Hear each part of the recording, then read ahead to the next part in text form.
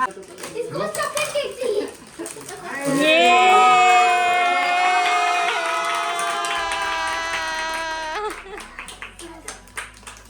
इसको दे।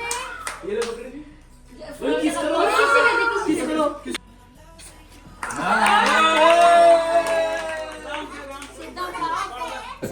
इधर उधर चाची हाय किस कर दो ट्रॉफी को किस कर दो किसी का भी डाल दो।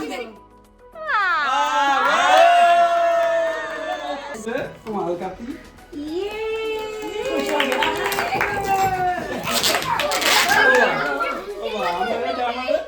वाह मेरे डायमंड ओए अब हुई एक्साइटमेंट।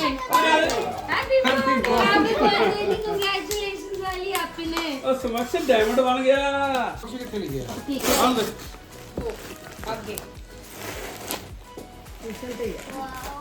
कोई ना आकर देख रहे समझ इधर देखो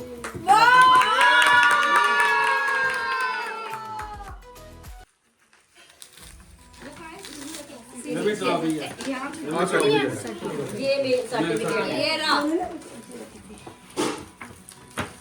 ये कहां गया इसको वो करवाना अब frame frame chocolate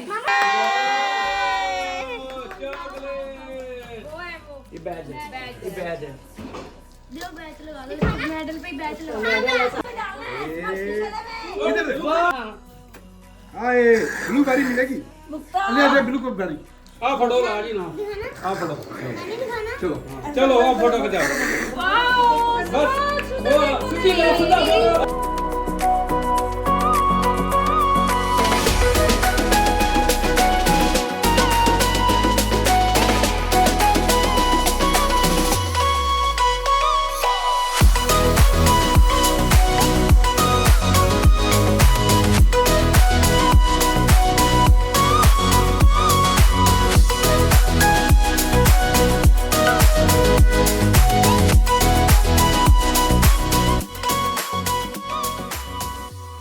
wait sir dancing करके दिखा पहले डांस ये